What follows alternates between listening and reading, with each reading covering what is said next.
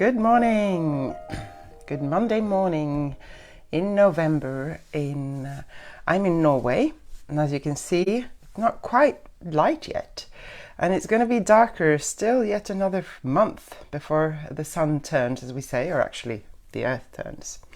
But I'm Emma Rowena, and I am an intuitive reader and healer, but I'm primarily actually a musician.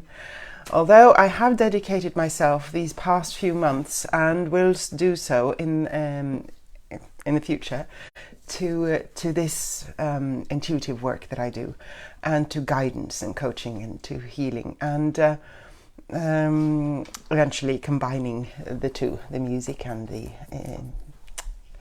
what shall I say, life experience, exploration, and work.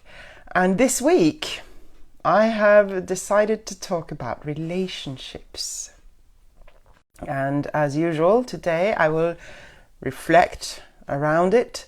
I invite you to reflect on your terms in your way. And I'll install maybe some ideas, some thoughts that you can take with you. And on Wednesday, I'll go deeper into what we can do to what should I say, to break through any blocks, any patterns in our relationships, in ourself, in relation to other people, and in choosing the relations that we want to have and how we want them to be, and how we can actually contribute to making that happen. So it's actually a very big topic, because there are all kinds of relations, obviously. I mean, you have the friendships, you have the mother, father, child, you have the daughter, son, parent, siblings, and colleagues, leaders, and then of course the partner, the romantic relationship, which all these relations concern everybody in one way or another. And I'm no expert. I'm not here to tell you this is how you fix your relationship, because I'm not an expert in that sense that I can give you the recipe for everything. The only thing I can do is share what I've seen, what I've learned, and contribute, hopefully, to your finding your own path. And it doesn't sound as alluring as if I told you, okay, this is what you do to fix your relationship. Well, there are certain steps we can do, and I will share those. But ultimately, it comes down to how you relate to yourself. So last week I talked about self-care, which is a very, where this relation to self was sort of a basis of that. So if you want to watch those videos from last week, they're on my page. They're also on the YouTube channel. I haven't been able to upload the meditation from Friday to YouTube, unfortunately. There's some stop in Facebook there, so I can't, I don't know how to do that yet, but I'll see if I can manage. So yes, and then on Friday I will do the guided meditation as usual, where we go in and actually look at and tune into our relations to the people around us. So what are relationships? Well, it's you and me. It's I have a relation to people listening here in one way or another. You have a relation to my talking. It's a relation with people around you, people in your life. That's a relationship, essentially. And then you have all the different kinds, as I mentioned. And ultimately, again, it comes down to your experience of the relationships, and it comes down to an awareness of your role in the relationships. It's the only thing you can control. You can try to wish and hope for and lash out at and demand and ask of people that they fix the relationship or they change so that the relationship works better for you. But ultimately, you cannot control that they will do anything to meet your wishes. It's all up to you. Again, I am sorry to say this. I know it's not what everybody wants to hear, but it's also a fantastic gift. And this might not it might take some time to accept and realize, but it actually means that you can choose. You can heal. You're in charge. You can make things happen in your life. You're not reliant on somebody else. Yes, sometimes we need maybe somebody to give you a resume so you can ask for a job, that sort of thing. Yes, of course. And maybe somebody won't do that. I had an example of somebody saying, he won't give me a proper resume. And then, okay, you have to do without maybe, or find another way of getting that job. So you can't control all the events, but you can control how you choose to relate to other people, which again, in turn, will affect the kind of people you bring into your life, the kind of relationships based on the kind of people you bring into your life. And then ultimately also being aware you can contribute to the development of a relationship. And let me clarify, when I say that when you become aware of the kind of relations and that you want and that you actually can choose, it doesn't necessarily mean that you sit there and say, okay, that's the kind of person I want to be with. That's not, because everybody is different. We have all kinds of complex personalities. You can't choose the perfect relationship person, the other person. You can, however, choose how you want to feel in a relationship, any kind of relationship, as a base level. There might be conflicts, there might be things coming up, but you can choose the base level. You can choose to feel safe with somebody. When you start to acknowledge that in yourself and you start to have a conscious presence to what you want a relationship to be for you, you naturally start to attract that kind of person, because you will vibrate that information, but you will also, the more you come close to yourself, and this is what I talked about last week, the more you become aware of your own worth, of your choices, then naturally you will start to resonate with that which confirms this. Just as we know now, it depends on where you are, but if you are used to having friends who you don't trust very much, or you're in a relationship, an abusive relationship, or a relationship where you don't communicate very well, or and of course that might be a phase, so we'll get into that as well, or if you have a relationship with family members where you don't talk, or you lash out at each other, or there's jealousy, all kinds of stuff, this can be shifted. But it's never only up to you. That is never only up to you. It depends on whether the other person also wants to contribute to that shift. But you can initiate. You can decide that you want something to shift. And that means also looking at what it is in you that could be adjusted so that you could maybe attempt a new flow in that relationship, and the other one can respond. And whether the other person responds with actually choosing to take part in that shift or not, that is what you can't control. And that is also when you might find that your sort of pool of friends or people around you might change a little according to this. It doesn't mean you have to cut people out, but it means you can also choose how much you want to let them in, how much you want to give them control of your life, because we do that as well. We give other people control of our lives by giving them the power to decide or to affect your sense of self and your emotions and your sense of being. So it's a huge topic. So I'm only going to scratch the surface here, but hopefully I'll give you some drops of gold that you can take with you to explore and enhance your own reality, your own relations. So the biggest question then becomes, how do you feel about your relations now? And I mean all of them, all kinds of. I mean, some of them are really good maybe, some of them don't work maybe, or maybe you just don't feel comfortable in your crowd at all. or maybe you're happy with it. I have to share this story because on Saturday I had this dinner here with some very, very good friends, my closest friends, some of my closest friends.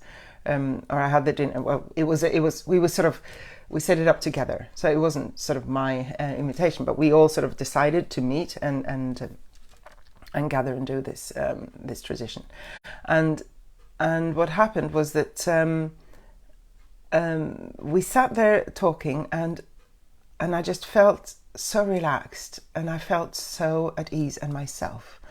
Now, a few years ago, I couldn't do that, not even with my closest friends. There was always a feeling of having to prove something or having to be something that I wasn't. And I talked with a friend about this afterwards, and she said, it was so fantastic because when you pass a certain youth where you think you have to be something or be something other than what you are, then and when you do your work, I mean, all these women, they have done their work and they're still doing their work. They're doing their personal development, choosing to heal and grow. And she said, it was fascinating because all the personalities, and they don't know each other that well, but, we put together so that it sort of from each other's friends and stuff. So not everybody knows each other. But the personalities came out so clearly. And that made it so easy because we could easily relate to the other person with generosity because each and every one felt comfortable in who they are, more or less. I mean, we all have our things in between, but and that meant also being generous and comfortable with everybody else being who they were. And it was such a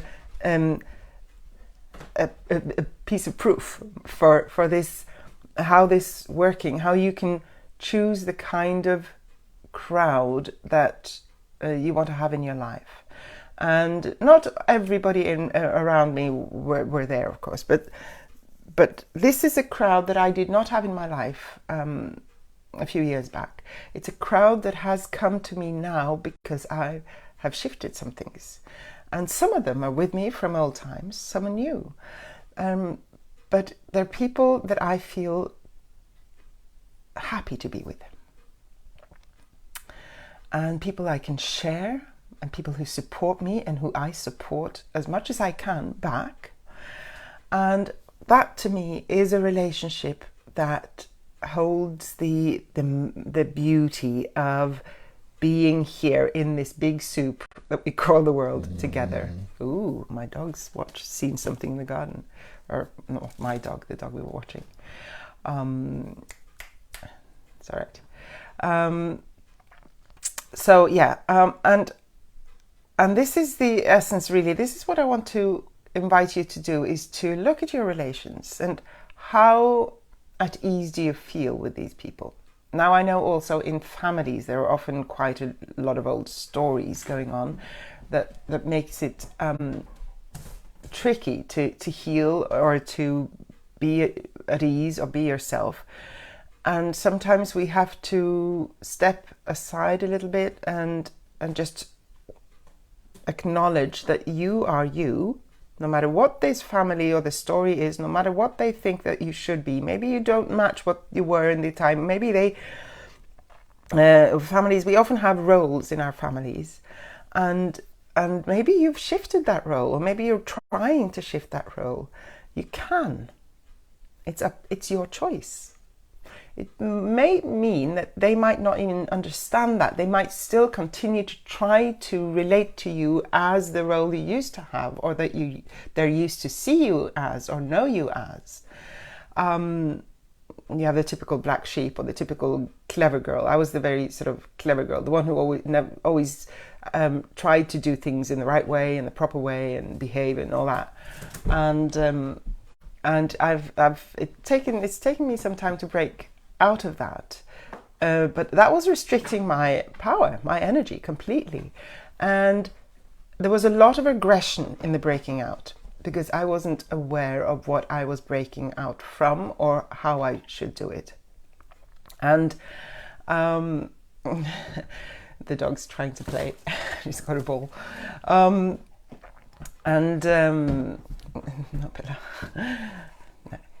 And when I eventually started to understand that this was actually my choice, that I could embrace who I truly am, and embrace my expression, my power, my colors, and my talents and skills, no matter what people might think of them, then also the relationship with my family could start to shift.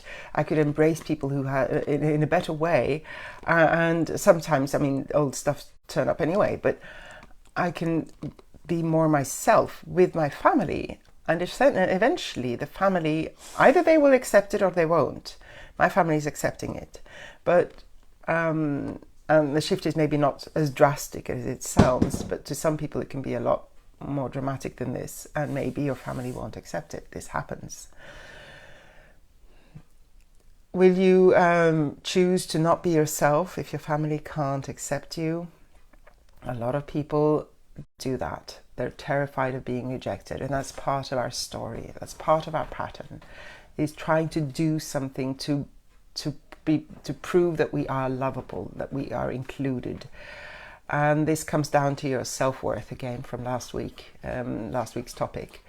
If you have a story where you've been told or shown that you're not really good enough or worthy, then you will spend your life trying to prove to yourself and to the people around you that you are worthy, because you need to know that you are. And this is where the inner work comes in.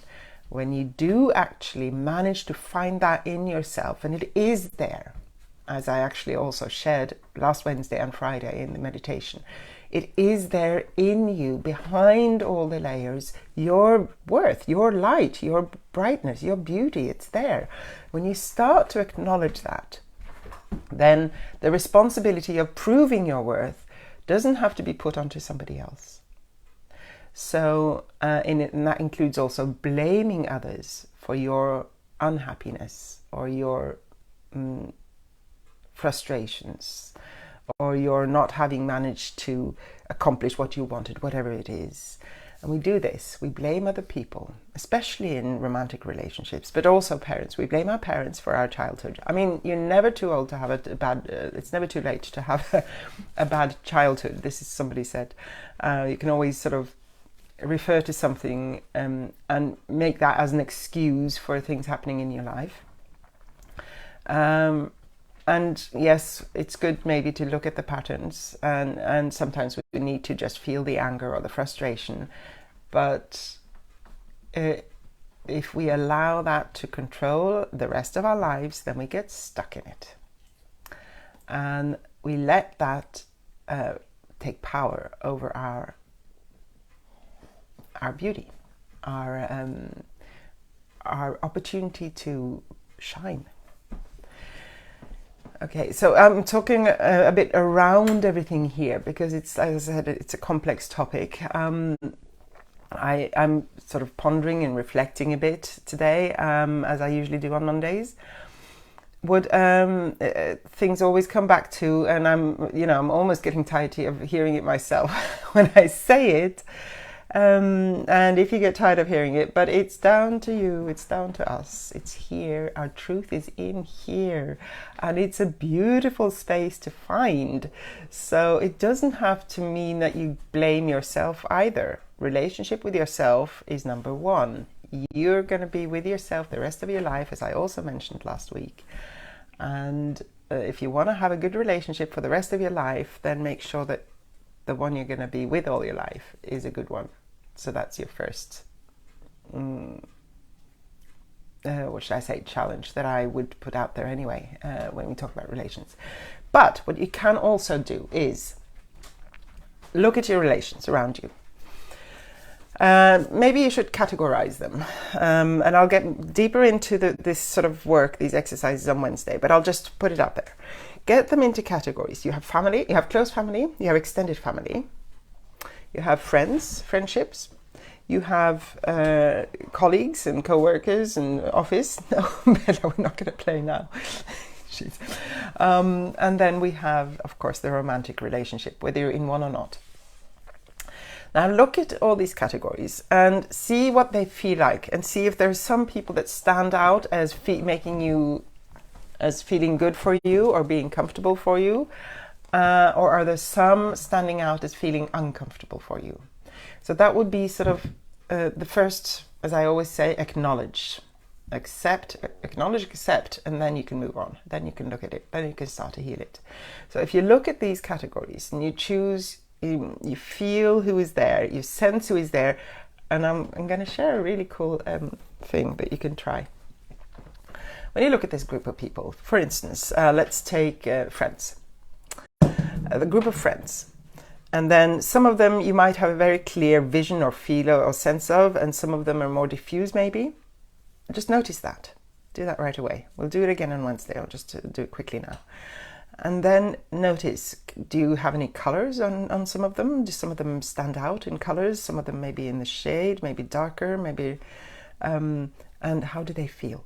See if you can separate them from each other in the group, your friends. This is your friend group. Can you sense their energy? And what I mean by that is, what do they feel like when you think about them? What is the sensation? And this is very subtle. It can be subtle, it can be very powerful, but it can be very subtle. But this is powerful energy work. This is what I do all the time. This is how I can help people to clear and cut bonds and clear patterns and find relationship and see what's going on in the relation. It's sensing these energies, these colors, if somebody talks about somebody, I can immediately sense their form of energy, whether it's a powerful, expressive, or maybe more subdued. I can see the colors. And this is a little bit of a cool exercise that I invite you to try and just explore. And if you can't get it, don't worry about it. But just try to explore is an invitation to yourself to open up to this